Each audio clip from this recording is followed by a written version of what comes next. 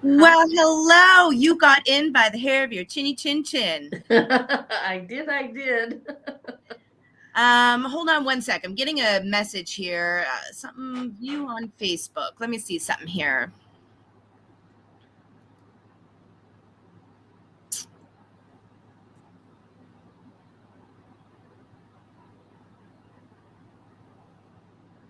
Looks like Facebook is having a little issue here, but we'll still continue anyways. I'm just clicking around to figure out what it's trying to tell me. It's still going to record on YouTube here.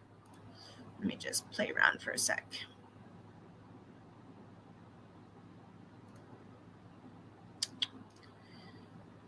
I don't know what's going on.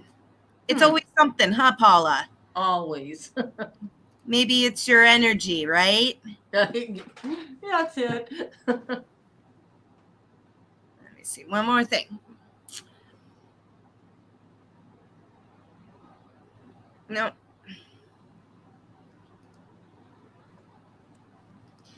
Well, it's going to be one of those days, but that's okay. We'll get it recorded and we'll just play it later on. How's that sound? Okay. Sounds good to me. All right. So, how are you doing today, Paula? Fabulous. How are you? I'm good. Good. So welcome everybody. Today I have Paula Pontillo on our show. Paula is a special guest to me as she is my Reiki Master Teacher, especially from the time in my life where I was really involved in a lot of energy work, less so now, but I really feel like energy work kind of comes and goes in people's lives a little bit, right? There's times where it's really, you're really called to it and need it, and then maybe not so much in some other times, but it's something that you can always fall back on when the time comes, you know. And Right. you've been in doing this for 25 years, correct? Yes, ma'am. Yeah, that's a long time, long time. Yeah. And yes, I enjoy it that much. Yeah, exactly. So Paula, let's just start off right away. Tell me, 25 years ago, it had to have been a different scene back then, right? So I almost picture you as being quite the rebel. Obviously it's been around a lot longer, but people didn't know about it so much, especially in our area. Um, I just kiddingly, my daughter used to tell people, my mother does voodoo, because nobody understood it. And of course, my husband always said, he said, I know what you do, and I think you do good work, and I think it's all good stuff, but let's not tell anybody because you were weird. And I said, well, I kind of have to tell people, or else how am I going to help them? Right. So, yeah, it was a whole different time. It's much more open now. More, it amazes me how many people still haven't heard of it or have no idea what it is, but it's a lot better than it used to be. Right. So how did you get into it? Tell us the story. How did it all start to evolve for you? Well, I used to take yoga at St. Vincent's had a complimentary care center. Oh. So I was on their mailing list because I took yoga classes there. And one time their bulletin came out and it was talking about therapeutic touch. And I read about it and I said to my husband, I said, I think I'd like to do this. So it was 3 classes and I took those 3 classes. Well, then my daughter won a gift certificate for massage at a place called Tear of the Moon Essences. And she went for her massage and she was like, oh my God, Mom, you would love this place. You would love it. So I made an appointment for a massage there. And while I was sitting there waiting for the appointment, I was looking at their flyer and there was a thing called Reiki. And I read about it and it sounded like it was the next step from therapeutic touch. So I signed up for it and I'd never had a Reiki treatment, and that was the first time I ever heard of it. So I was the only student that my Reiki master allowed, then she had a prerequisite that you should at least have a Reiki treatment before you take a Reiki class. I did not. So anyway, so that was it. I went and did Reiki 1 and 2 and 3, and here I am. And who was your teacher? Maureen McCaslin. Yeah. Yes, you took from her too, also, right? Yep. So that's how we connected, right? Was through her.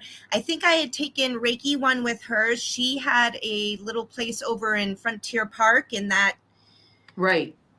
that area there. And I just remember Maureen. Maureen was like the guru of massage. She was like just one of those people that she was like a legend, right? Yeah. And I had taken, I think, Reiki 1 with her, and I think she was just at that point starting to kind of retire from the field a little bit, maybe, right? And that's why she was like, I wanted to go on to my Reiki master, and she highly recommended you, and so that's how you and I hooked up. Right. Yeah, she had asked me, she said, I'm gonna not do this anymore. She said, could I give people your name? I'm like, absolutely. God bless you. Yeah. And it was about this time of year, because of all the things for me to remember. When we met, it was at PIG, which was Presque Isle Gallery. Do you remember that? Go on. And then it was after that, it was Joe Roots, down there right on Presque Isle. Yeah. And we set up a time to meet there, and you said something about your hair because you had just gotten it done for fall. Yes. Black and had orange stripes in it. That's right. I did some orange and yellow in it. I do remember that now. Yeah. Yep. It was this time of year. Yeah. Yeah. September. That is. Yep. That sounds about right. Yeah. So that's how you and I hooked up, and I took my Reiki master from you. Right. And now you're at a point. So we had talked about kind of Reiki coming and going. So 25 years, that's a long career with it there. Tell us how it's evolved from the sense of using it for your own self to maybe starting to work with clients, and then evolving to doing teacher work as well. How has that unfolded for you? Well, so I had a day job, so this wasn't my only thing. It was a side thing. It was my hobby, my thing I loved to do. Okay. So it would, like you said, it would come and go, because I didn't advertise or anything. And I would have a rush of either students or clients, and then maybe nothing for a whole year. And then there would be more, and it would come and go. I retired from my day job the end of December, and now it's just taken off because I think the universe knows I have more time for it. Okay. I mean, I always made time for it, but it wasn't my focus. Mm-hmm. Okay. But what I love about Reiki, all energy work. We were talking the other day how my Reiki master told me I was a table slut because if there's anything out there and you need a guinea pig, hi, right. I'm here, Right. So I just love all this stuff. And so anyway, where was I going with that? That's okay. Yeah. I don't remember where I was going, but anyway, so the rate. Oh, that's where. Yeah, we were talking about. I love all energy work, and that's why I'm willing to try any of it. But what I love about Reiki is that this is all you need. Mm-hmm. In a perfect world, you will have, quiet space. You will have the table, maybe candles, incense, music, and that's all wonderful. But the fact of the matter is you don't need any of that. All I need is my hands. I've done Reiki in the middle of Perry Square during Roar on the Shore with thousands of people around. My brother-in-law was instrumental in getting that started, and he blew out his knee the first day.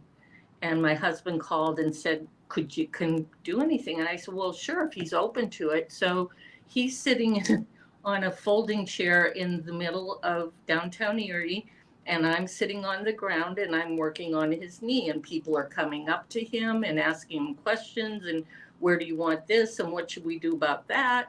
And it doesn't matter, you know what I mean? And we got him through the first day, and he was able to go on with his day. And then I did it again the second day, and we got him through the roar so that he could function and do what he needed to do. So Yeah, isn't that crazy? So let's talk about the energy work itself. What do you think the power is behind Reiki? Like, I know there's the symbols and there's what we learn, right? For me, I try to like think of it, try to dumb it down for people a little bit sometimes. And for me, sometimes it's just about the attention to that problem, right? Like the directed attention that we're here to help.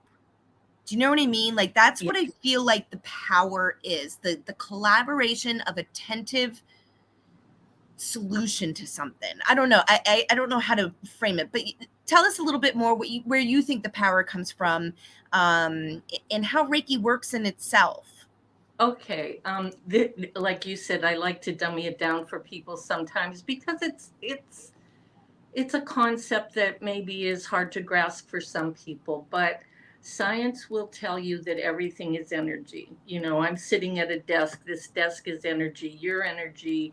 I'm energy. You know, the house is energy, but the space in between is energy. Okay. And we are made of energy. So as a Reiki practitioner, it's my job to channel the universal life force energy through me to the client. I don't give them my energy. They don't want it. I don't take their energy. No offense, I don't want it. But it's the universal life force energy that I channel. Now, sometimes that's a hard concept for people to understand, but a lot of people know about acupuncture. And I like with acupuncture, what do? They stick needles in. And the point of no pun intended, of the needle, yes, is to draw in energy. And so I tell them I'm the needle. Oh, that's a great way to put it. Yeah. And so it's all the same concept. It's just that I allow it through me as opposed to poking you with a needle. The conduit. Yes. Right? Yes. Yeah. Okay. So how do you connect with that universal energy? Why can you connect with the universal energy, but say Joe can't connect with the universal energy? Well, anybody can. Okay. They just, I mean, I am nothing special. I just believe it and allow it, you know, and anybody can do it. It's like they give you that example that like if you know, if I walk out of this room and I bump my arm into the door frame, first thing I do is grab my arm. Oh, that hurts. That's a form of healing. It's so natural, but people want to make it into something it is not. You know what I mean? Touch is a natural healing modality, just touch in itself. With the Reiki, we go ahead and ask for the energy to come through us to the person. We have, like you mentioned, intention. We intend to help this person. We intend to help them be better, feel better, or whatever. So that's really the only difference is our intention to help, our intention to allow the energy through us. For the client or the person that you're working with, Mm-hmm. I know I was always taught that they also had to be open to allow the healing as well, right? So it does work better when Right. your client is open to the universal energy healing coming through them and helping them, as opposed to maybe not so much, right? Because it closes off that conduit. They have to participate in their healing. Yep. And their participation is just saying yes. Okay. Um, because you can't force anything on anybody. Mm-hmm. Everybody's on their own journey, and people, believe it or not, don't want to be healed. There are some people that don't want to be healed because it's, well, then what am I going to talk about? You know what I mean? What am I going to complain about if I don't, there are those people. And so with Reiki and with, I would assume, any healing modality, they need to be willing participants. You know, that takes me right back to, let's say, my father right at the moment. Same thing, even with Western medicine, right? Even with a doctor coming to you saying, hey, this is what I think we need to do. You've got heart issues, blah, blah, blah, blah, blah. My dad, nope, that doctor don't know nothing about nothing, right? Right. So he continues to hurt. He continues to feel like shit. It's it's it's the same concept in that, right? My dad is not willing to be open to the healing process, Right. even if it is a scientific, medical Yeah. proven, you know what I mean, where he's blocking his own healing too, right? Right. So Absolutely. whether it be something woo woo to, your doctor telling you that if you're not open to the healing, or if you're not open to the adventure of healing, let's put it Right. that way, right? Right. It's just not going to happen then, right? Right. Absolutely. Like you say, whether it's Western medicine or whether it's energy medicine, it's you have to be open to it You have, and like you said, you have to participate. You have in to, your own healing. Yes. yep, you have to. It's a subjective, active motion that you have to do, whether again you're doing the Western modality of working with a doctor, to complementary services or alternative medicine type of things. You have to Right. be an active participant in healing. Right. Yep. Right. Yeah. Yep. Because there have been studies done and so on that um, people, for instance, like maybe you go into the hospital to get your tonsils out, and you're kind of out, and right outside your hospital room, there's a doctor and a nurse talking about another patient that they're not going to make it, but you hear it and die. You know what I mean? Because you believe that they're talking about you, and Uh-huh. so your body said, okay, Uh-huh. okay, I'm done. The power And of suggestion, right? yeah, and even given the example of Debbie Reynolds when her daughter died, and she went and talked to her son, and she said, she needs me, are you going to be okay? And she wasn't sick and there was nothing wrong with her, but she died because she wanted to be with her daughter. Yeah. Yep. Yep. We have that power. We're so powerful, and people don't realize it, Mm-hmm. don't believe it, don't understand it. Although I feel like pre-pandemic, a good 10 or 15 years there was a huge shift, a huge movement going on with the complementary services, massage, Reiki. There really was a lot of understanding and acceptance really coming about all that. Right. And I feel like, and I don't know if you feel this too, and tell me if I'm wrong, but I feel like since the pandemic, there's been a stall in all that. Do you feel that at all, or is it maybe just me being subjective as to where I'm at? What do you? Um, like now, for me, no, it's picked up. But during the pandemic, absolutely, it was flatlined. But interestingly, I have two nieces that are nurses, and one's in the Philadelphia area and one's in the Columbus area, Columbus, Ohio area. And my niece that's in the Philadelphia area said, even during the pandemic, she said, you had to book way ahead to get a Reiki appointment or a massage appointment because everybody was going there. So I've always been told that Erie's a tough market. It is a tough market. Yeah. I'm kind of thinking that must be the truth because, like I said, for me, it flatlined, but other places people were embracing it all the more. Yeah. Interesting. Isn't that funny how just location, right? Yeah. Gathers different mindsets. And yeah. But I really feel like they're also, there's a lot going on now that the pandemic's over. I feel another little shift happening where things are starting to pick back up, at least here in Erie, right? I know they're doing wonderful things over at Presque Isle Wellness. Tell us how you hooked up with them and what you have going on over there. Well, it's interesting. My daughter-in-law's sister is a nurse, and she knows the woman that owns it. Okay. And when they were just, I mean, it wasn't even open yet, okay?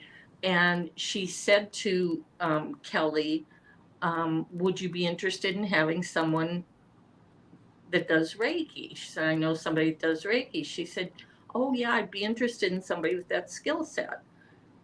So she hooked us up and that was it. It was interesting because I wasn't even thinking about it or really looking, and it just kind of happened. So I feel like it was supposed to happen, Right.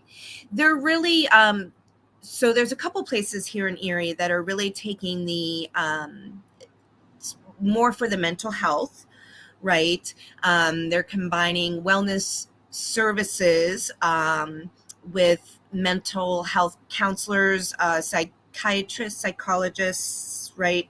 Right. And offering the complimentary services to help with mental health, right? Because we all know that's a big thing that we all need right now, especially trying to get through the pandemic and just where the world's at right now, Right. So I applaud that all of that is going on, and it's fantastic, because I think energy work it's a combination of all three, like we always say, body, mind, soul. Right. And you don't really know if it's chicken, egg, chicken, what's feeding what, but you just know that all of those components need to be addressed. Right. To help the other components work, right? Exactly. And what's interesting to me, so the psychiatrist that is up at Mind Body Wellness retired from the Vets Hospital. And I have had students from the Vets Hospital because the Vets Hospital has a holistic department. Yep. And they have people on staff there that do Reiki, that do massage, that do all kinds of complementary therapies and holistic therapies. And I just find that so interesting. And so I asked him about it, and he said, well, there were a lot of studies done, and they felt like those things helped soldiers that came home with PTSD. And so they implemented it in their hospital. And I applaud them for that. And I can't believe that the other hospitals don't have that. It's like you can go there and do it, if somebody asks you to, but it's like not on their menu. You know what I mean? Yeah. And it is at Cleveland Clinic also. They have it on the menu that, it's a service you have to pay extra for, but it's there if you want it. You know what I mean? Yeah, I remember, there's a lot of VAs that are starting that. That is actually, and it always goes deeper, right? But that's actually in response to the opioid epidemic, right? So they had to, that's all, it's not because they thought Reiki was, you know what I mean? Like, I mean, I hate to say it, it's all, they had to do it. You know what I mean? They had to find an alternative to the prescription drugs that they were giving out. You know what I mean? So there's always political agendas behind all of that. But we'll take our wins where we can get them, right? Right. Absolutely. So yeah, absolutely. So if we can get, you know, the word out there, again, it's an interesting ride, but slowly but surely we'll get more and more accepted, because we're doing good work, you know, energy work, massage, all of that, you know, and then if we can get some backing of actual scientific, you know, research done behind it, it's a process, but I think we'll get there and start to be more and more mainstream as we just keep moving along, you know. The problem with the scientific research is that they look for specific something, and it's not always measurable. Yeah, some of the stuff is not measurable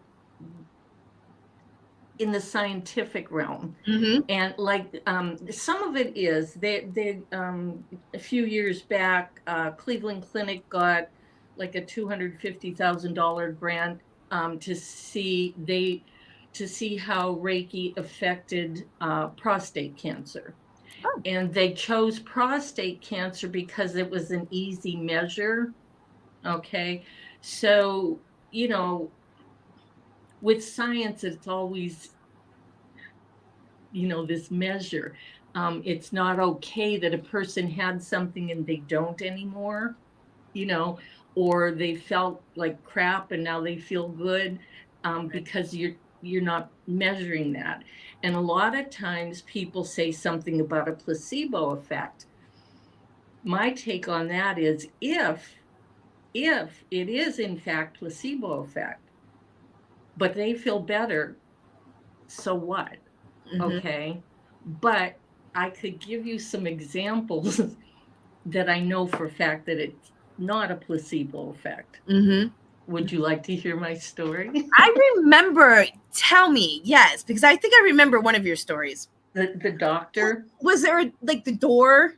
Yes. There was a door. Yep. Tell me. So, okay, this is for everybody else. So if everything is energy and Reiki's an energy therapy, it will work on anything. It doesn't have to be a human or an animal. So I was at the doctor's office this one day, and once you're in the exam room, usually you're taken pretty quickly, and I'm sitting there and sitting there and sitting there and sitting there, and finally I say, this cute little doctor, he wasn't little, much taller than me, young, okay. So he's a resident, and he comes in and he said, I'm so sorry. He said, but in the exam room across the hall, there is a woman who is 40 weeks pregnant. He said, and the door's locked and we can't get in and she can't get out. He said, she's not in labor, but we want to talk to her and keep her calm till, you know, maintenance comes up here and does something about it, because we can't get in and she can't get out. And he said, and for whatever reason, she brought her cousin with her, who's 39 weeks pregnant. Again, she's not in labor, but we can't get in and she can't get out.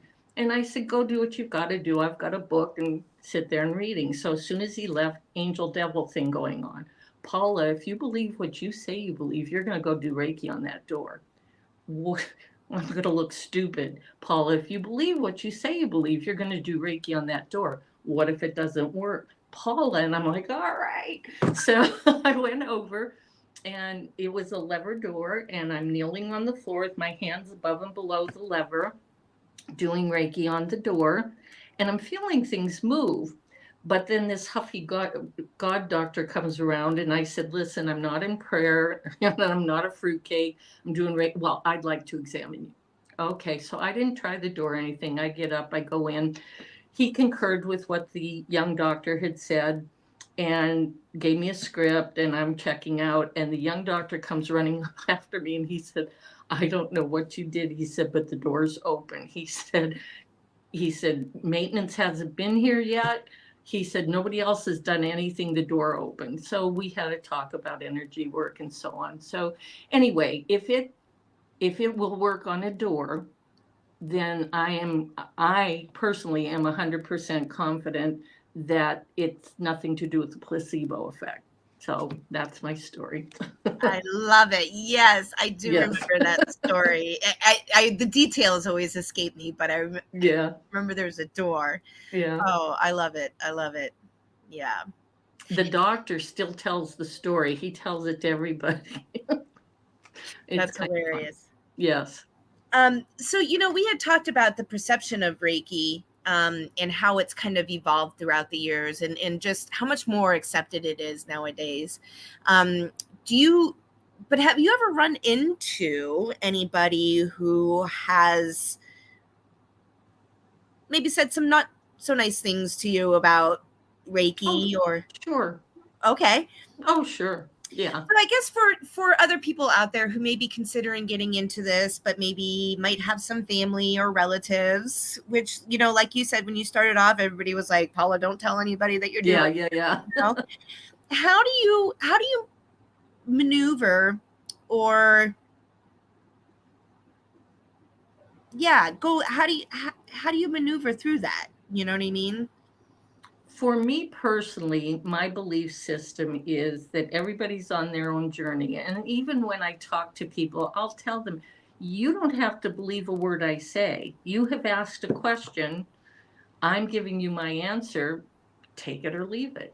But I'm old, and so I just don't care anymore. You know what I mean? It's like, you do your thing, let me do my thing, and it's all good. You don't have to believe in what I do. You don't have to listen to what I say. And that's fine. I'm fine with that. There really is a big difference. My shift in myself, just as I get a little bit in my later 40s here, as opposed to when I was in my 20s and 30s, where I needed that validation, or I really wanted to Yes. convince everybody about Yeah. what I believed in. You know what I Yeah. mean?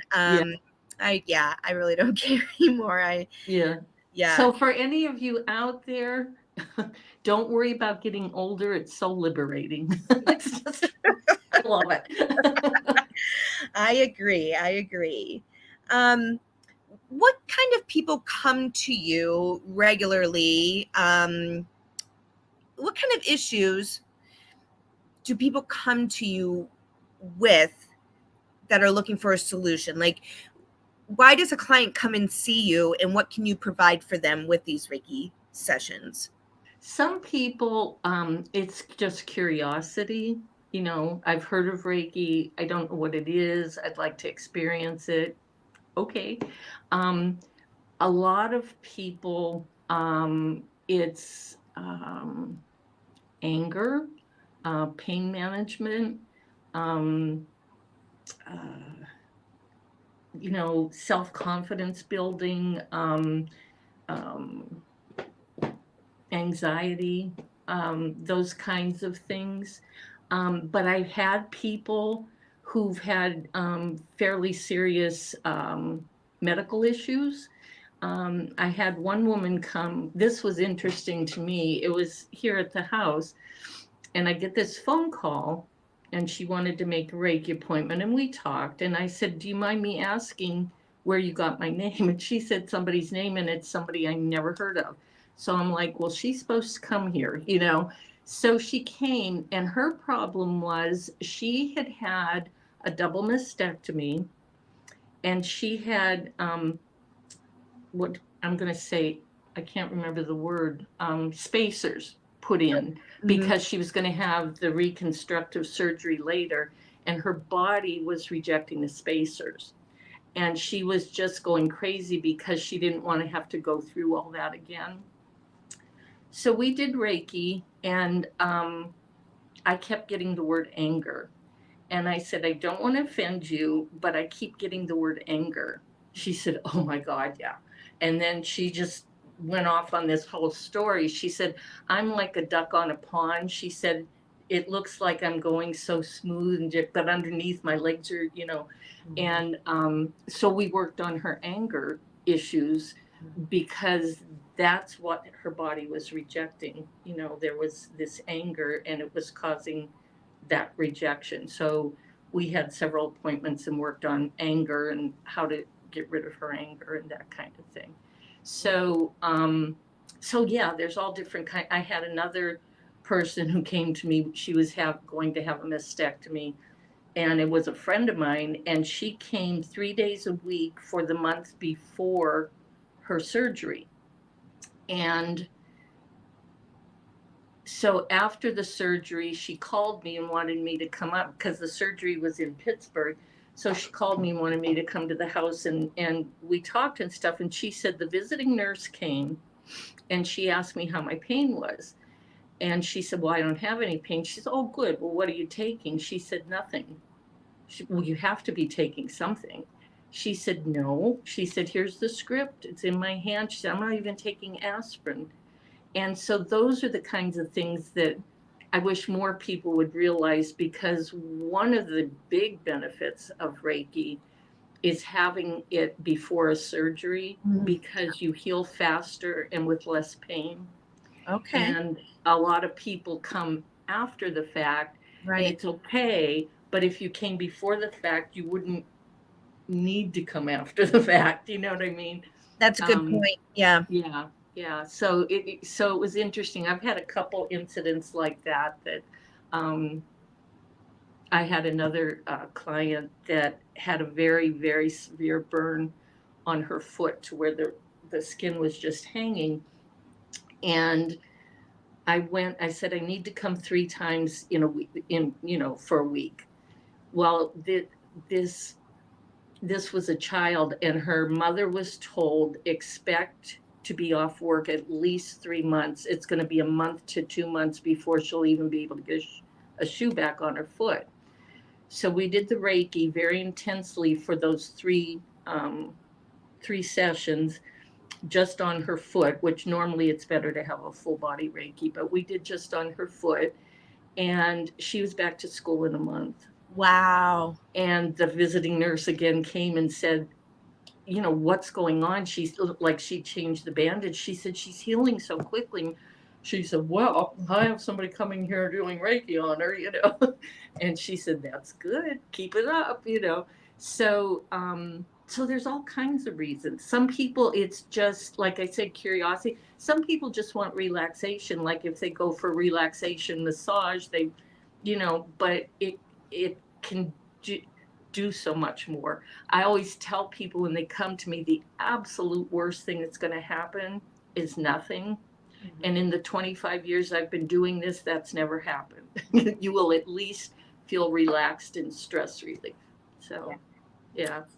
I hear a lot of reports of just feeling very light afterwards, right? Like whatever has been burdening you has taken a little time off. Yes. That's awesome, Paula. So tell us where you're located at, how anybody can get a hold of you, and you have a class coming up, correct? Yeah, I have a Reiki 1 class tonight and tomorrow night, but I do that, as you know, I do it one-on-one. I can do a larger class, but even my larger classes, I keep small. Yeah. Because you can do it either way, and there's nothing wrong with either way. You can have a regular classroom style, which is fine. I prefer more of a mentoring style, so I keep it small. When I would go to classes, they say there's no dumb questions. There are dumb questions. Okay. So, there are, yeah. If you sincerely ask a question, then it's not dumb. But I have run into people in classes that just want to be noticed or just want to hear themselves talk or whatever.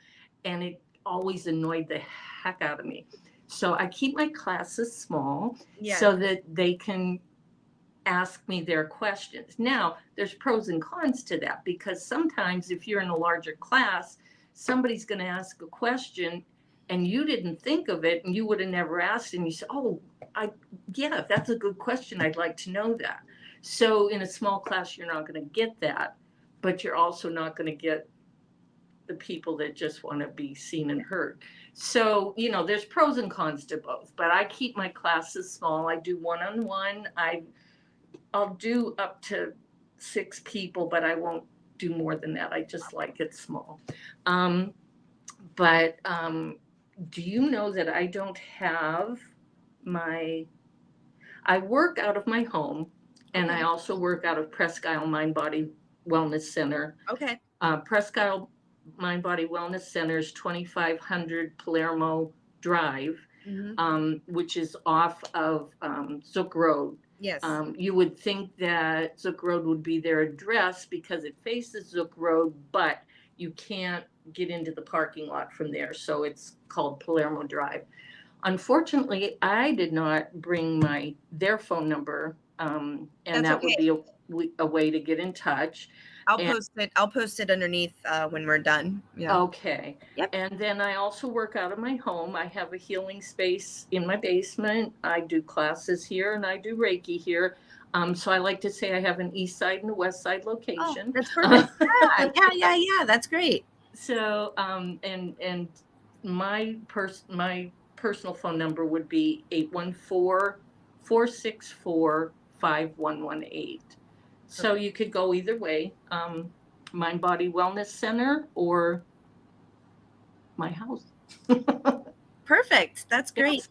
Well, thank you so much, Paula, for being here today. We did not stream on Facebook. We streamed on YouTube, but I'm going to post right after this our little chat here. So if you have anybody who was expecting to see you at 2:30, I apologize for that. I don't know what happened. Okay. So do we have time for just one more quick thing? Yeah, go for it. This is like my favorite thing, and anybody that knows me knows that when I give a talk, I always end this way because it just blows me away each time. So, that line I'm not good at this, that line in the bottom of your hand. Put the two lines together. Okay. Now, I always look at my middle finger because it's the largest, and just notice where they are. Okay. Now, you have to do your job or it won't work. So take either hand and put it up in the air. And when I say the words, imagine energy flowing up your hand into your fingers. Okay. My fingers are getting longer and longer. They're growing and growing. They're just getting longer and longer and longer. They're growing and growing and growing. Now put them back. Oh my God. Isn't that fun? So don't worry, they'll go back to normal. But the point of that exercise is you can affect a change in your body in just doing a couple seconds of energy work, imagine what would happen if you did it on a regular basis. Wow. Isn't that cool? That is super cool. Thank you so much for doing that. That was great. Sure. All right. Paula, you just stay right there. I'm going to put you in the green room here, and then we'll come back and have a little after chat. I'm just going to wrap things up. Okay. Okay. And thanks for having me. Thank you. You stay right there and I'll be right back. All right. Thank you everybody for tuning in today. That was Reiki. Nope. That was Paula Pontillo, my Reiki Master Teacher. She is available for sessions out at the Presque Isle Wellness Center and even in her home. And I think next week we're going to have our office manager, Jessica Javens, on real quick to talk about the 8th Street Wellness Walk that she put together for us to do on September 15th. All right. Have a great day. Bye.